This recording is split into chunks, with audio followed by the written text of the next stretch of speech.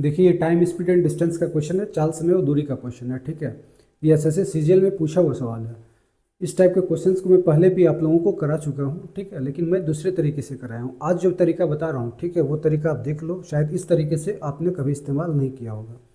ये आपका time management में भी काफ़ी हेल्पफुल होगा। तो क्वेश्चन क्या है, क्वेश्चन दिया हुआ है, एक कार 144 किलोमीटर की दूरी 1.8 घंटे में पूरा करता है। अगर कार की चाल को 20% बढ़ा दिया जाए तो यह पहले के मुताबिक दुगनी दूरी को कितने घंटे में तय करेगी। ठीक है, तो ये क्वेश्चन है। तो कितने परसेंट से बढ़ रहा है इसका स्पीड? 20% से। एक बात पहले आप ध्यान दो कि स्पीड अगर बढ़ेगी तो टाइम क्या होगा? टाइम घटेगी। अगर स्पीड घटेगी तो टाइम क्या होगी? टाइम बढ़ेगी। ठीक है, तो स्पीड 20% से बढ़ रहा है तो हमें देखना क्या है कि टाइम जो है कितने परसेंट से वो घट रहा है।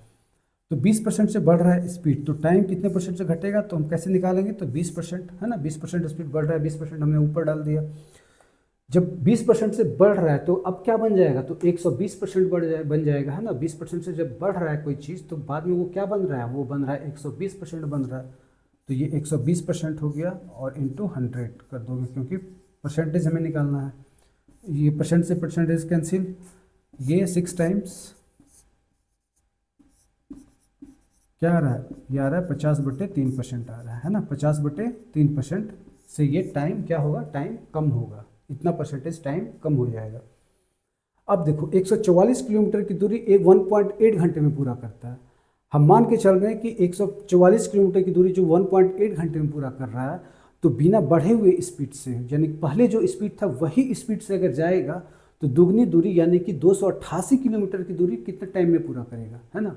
स्पीड नहीं बढ़ना चाहिए। मान लो कि स्पीड नहीं बढ़ रहा है, ठीक है, स्पीड नहीं बढ़ रहा है और दूरी जो है डबल हम कर दे रहे हैं, वो दुगनी दूरी है ना, तो 288 किलोमीटर दूरी बनेगा।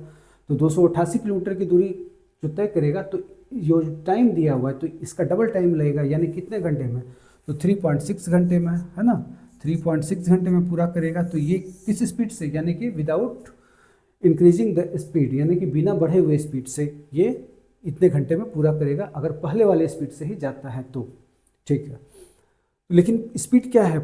टाइम 20% बढ़ रहा है और टाइम क्या हो जाएगा? 50/3% घटेगा, है ना। तो 50/3% किसका निकालना है? तो 3.6 का 50/3% आप निकालोगे। तो 50/3% कैसे निकालोगे? देख लो। ये पॉइंट को हटाओगे तो यहाँ क्या दोगे? 10 दोगे। ठीक है, ये 0 0 कैंसिल, ये 5 से 20 टाइम्स, ये 4 से 5 टाइम्स, ये 4 से 9 टाइम्स, ये 3 से 3 टाइम्स, यानी क्या आ रहा है? ये आ रहा है आपका 3/5 आ रहा है। तो 3/5 को जब आप डिवाइड करोगे तो क्या हो जाएगा? 0.6 बनेगा, यानी कि 0.6 घंटे टाइम क्या हो रहा है? तो ये टाइम कम लग रहा है ना। तो टाइम क्या था स्टार्टिंग में? 3.6 था, यानी कि बिना बढ़े हुए स्पीड से अगर दुगनी दूरी तय करेगा तो 3.6 घंटा लगेगा। अगर 20% स्पीड बढ़ने के साथ अगर वो कवर करता है 288 किलोमीटर की दूरी, तो उसको कितना टाइम लगेगा? तो उसको जो टाइम लगेगा तो वो 3.6 में से 0.6 को आप माइनस कर दो तो क्या बन जाएगा? तो ये 3 घंटे में वो कवर कर लेगा। कितने घंटे में कवर कर लेगा? तो 3 घंटे में कवर करेगा, यानी कि ऑप्शन नंबर ए हो जाएगा। ठीक है, इस तरह से आपको इस क्वेश्चन को सॉल्व करना है। ठीक है, ओके, आपने देख लिया सॉल्यूशन। ठीक है, तो इस तरह से आपको इस क्वेश्चन को करना है।